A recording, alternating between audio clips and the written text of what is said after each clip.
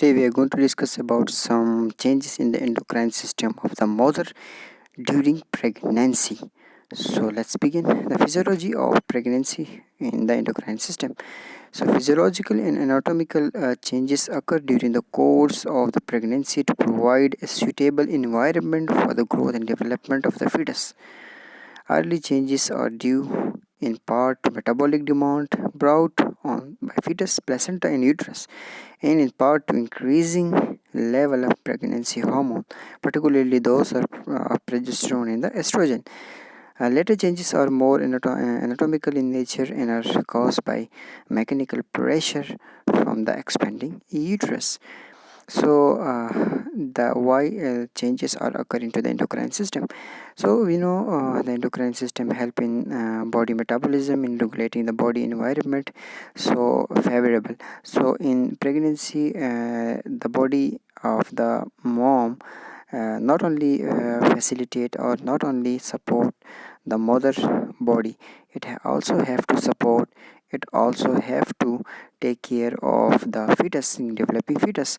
So definitely the demand of the metabolic demand and the production of nutrient and some other factors which also enhance and increase in order to help the developing fetus. So there are some changes, especially in progesterone and estrogen, which help very importantly in making the breast large, making the uterine valve thicker, making some changes into the cervix and vagina, which are all very supportive for the fetus. So what are the endocrine changes? Progesterone level increases throughout the pregnancy.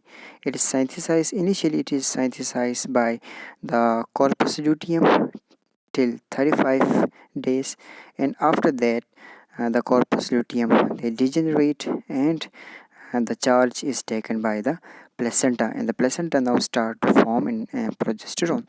The progesterone promote the smooth muscle relaxation or the gut muscle relaxation, the uterine smooth muscle relaxation, and the ureter smooth muscle relaxation, and also rises the body temperature.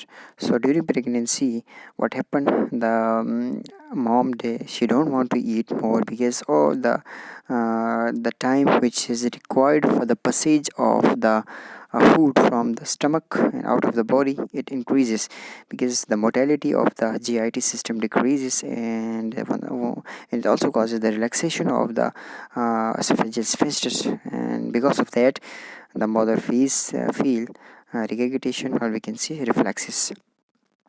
And ureter size also increases in order to because the GFR increases, the GA1, the GFR increases, and the more blood volume will filter and the more urine is formed. So when the ureter muscle relax, it help in the passage of the large amount of urine. And the body also temperature also rises because of progesterone. It is the principal hormone that prevents the preterm labor and is now increasingly administered to prevent the preterm labor. So one of the cause of the preterm labor is the hypertonic contraction of the uterus, or early contraction of the uterus, or the strong contraction of the uterus before the term.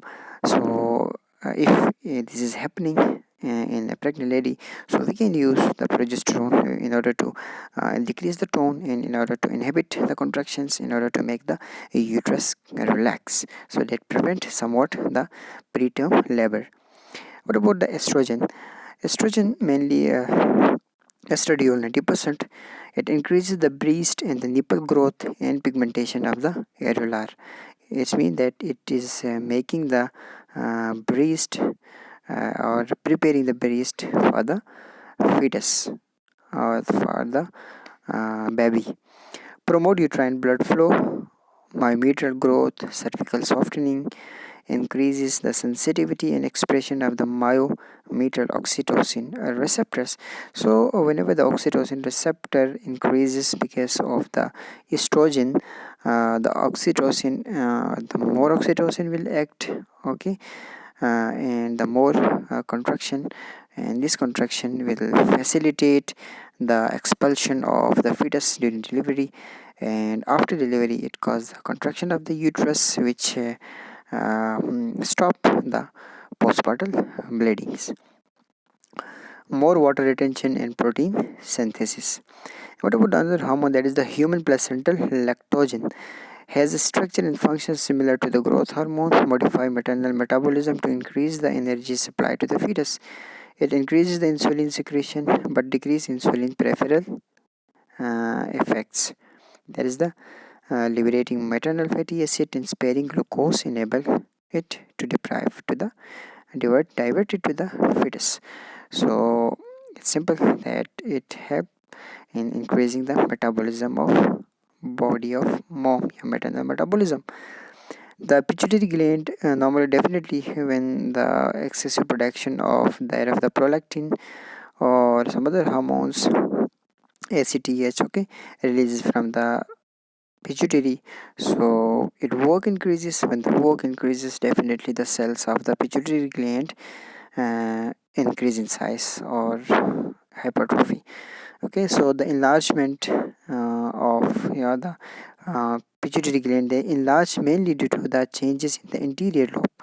Prolactin level increases subsequently, probably due to the estrogen stimulation of the lactotrophs.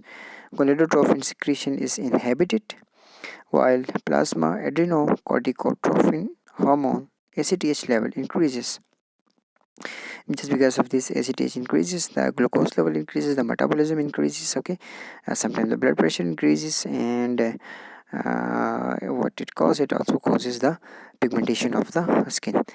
Maternal plasma cortisone output increases, but the unbound level remains the constant. The posterior pituitary releases oxytocin, principally during the first stage of labor and during suckling. So at that time, when the delivery start, oxytocin amount start to increase, and that help in the strong contraction of the uterus, which facilitate the delivery. So these are the changes, and some other point about the endocrine system changes. There are the maternal thyroid gland enlarged due to the high demand in the pregnancy, increased renal clearance of the iodine result in the relative iodine deficiency. The thyroid correspond by tripling its iodine uptake from the blood, which result in the follicular enlargement. Thyroid binding globulin TBG is doubled by the end of the first trimester due to high estrogen level. As a result, total T3 and T4 level rises during the pregnancy, then fall to remain with the normal non-pregnant range. Thyroid stimulating hormone may decrease slightly in the early pregnancy but tend to remain within the normal range. T4 and T3 crosses the placental barrier in a very small amount. So iodine, anti-thyroid drugs, and long-acting thyroid stimulators or antibiotics associated with grave disease can cross the placenta and affect the fetal thyroid function, which start as early as 12th week.